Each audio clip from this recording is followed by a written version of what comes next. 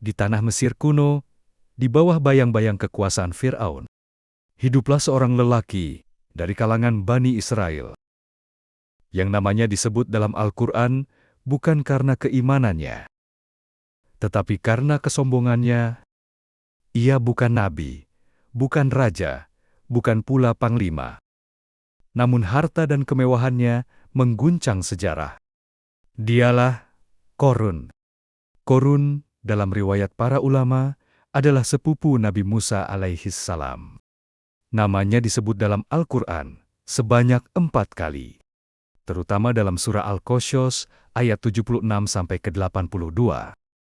Diriwayatkan oleh Ibnu Abbas, Qorun adalah seorang dari Bani Israel. Ia pandai membaca Taurat dan dikenal saleh. Sebelum diliputi oleh harta dan kesombongan, awalnya Qorun dikenal sebagai seorang alim dan ahli ibadah. Ia membaca Taurat dengan suara indah, hingga orang-orang meneteskan air mata ketika mendengarnya. Ia disegani karena keluasan ilmunya. Namun fitnah terbesar bukanlah kefakiran, melainkan kekayaan. Ketika Fir'aun berkuasa di Mesir, Qorun menjadi salah satu yang diberi kepercayaan untuk mengelola harta dan hasil bumi. Dalam riwayat disebutkan, ia diberi tanggung jawab mengatur kekayaan Bani Israel.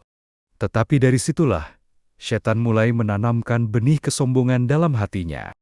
Hari demi hari, Qorun mulai memandang dirinya berbeda dari kaumnya sendiri. Ia berkata, "Aku bukan seperti mereka. Aku lebih pintar, lebih berbakat, dan lebih layak mendapatkan semua ini." Dan dari sinilah awal kehancuran itu dimulai. Qorun menjadi orang terkaya di Mesir. Allah menggambarkan kekayaannya dengan kalimat yang tak tertandingi. Sesungguhnya Qorun termasuk kaum Musa, tetapi ia berlaku zalim terhadap mereka. Dan kami telah memberinya perbendaharaan harta yang kunci-kuncinya saja sungguh berat dipikul oleh sejumlah orang yang kuat. Quran Surat Al-Qasas ayat 76. Para ahli tafsir menjelaskan, kunci-kunci perbendaharaan Qorun bukan hanya 1-2. Bahkan, sebagian meriwayatkan bahwa setiap kunci dibuat dari emas dan dibawa oleh 60 ekor unta. Bayangkan, itu baru kuncinya, belum isi perbendaharaannya. Rumahnya dihiasi permata dan emas yang berkilau. Pelayan-pelayannya berbaris rapi. Pakaian yang ia kenakan berkilat di bawah sinar matahari Mesir. Qorun keluar dari istananya dengan langkah penuh kebanggaan.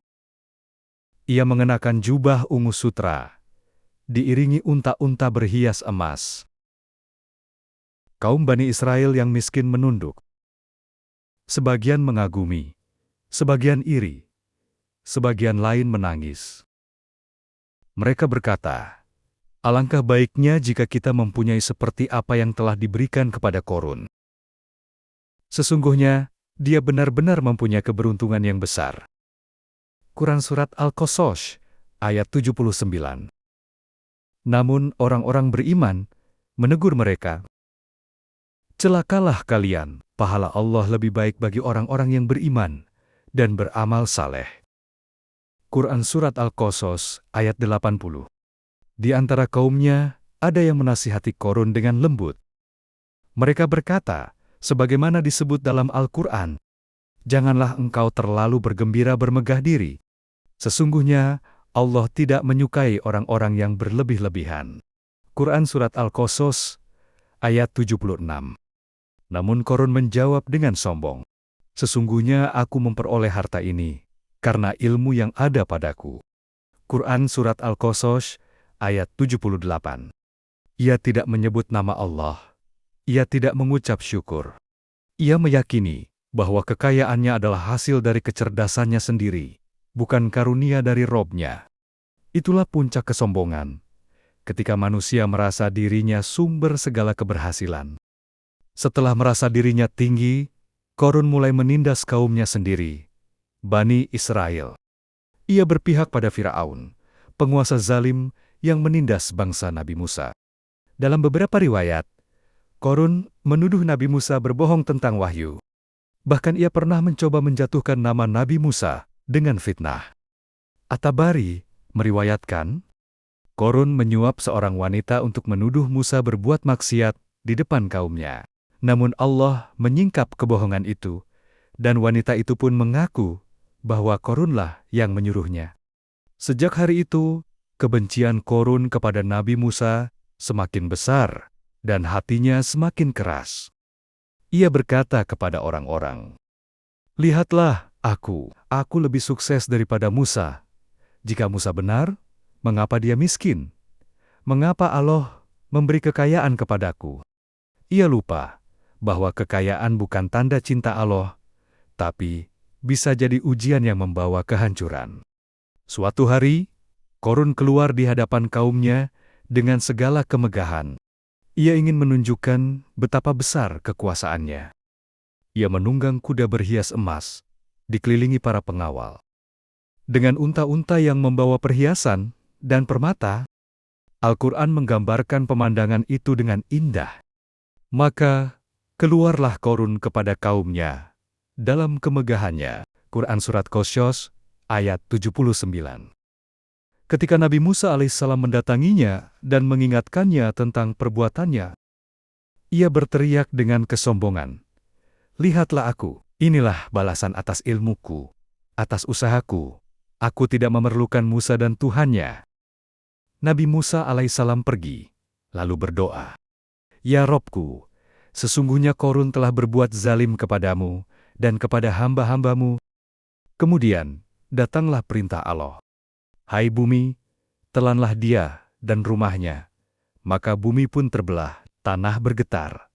Gemuruh terdengar dari bawah bumi. Korun yang sedang tertawa tiba-tiba terjerembab. Ia berteriak meminta tolong. "Wahai Musa, tolonglah aku akan bertobat." Namun bumi terus menelan kakinya, lalu tubuhnya, lalu istananya, lalu harta dan semua pengikutnya. Dalam sekejap, semua lenyap.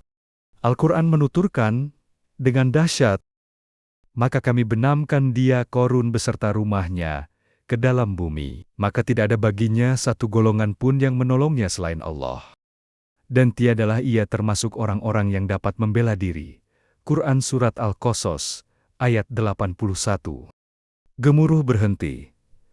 Tanah kembali tenang. Tidak ada yang tersisa, kecuali debu dan ketakutan. Keesokan harinya, orang-orang yang kemarin mengagumi Korun berdiri gemetar.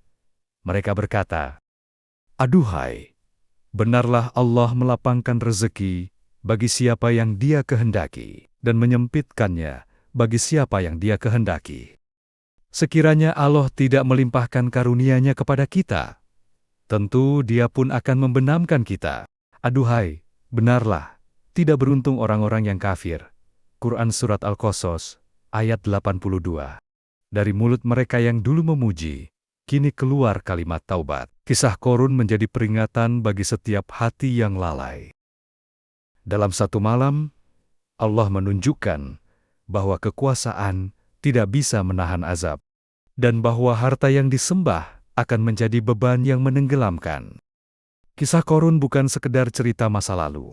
Ia adalah cermin bagi setiap manusia yang diuji oleh kekayaan dan kekuasaan. Korun tenggelam bukan karena berat hartanya, tapi karena berat dosanya. Ia dikubur bukan oleh manusia, tapi oleh bumi yang tak sanggup menanggung kesombongannya. Dan kisahnya akan selalu hidup, agar setiap manusia yang berjalan di atas bumi tidak lupa bahwa tanah yang ia pijak bisa saja menjadi kuburnya, kapanpun Allah menghendaki.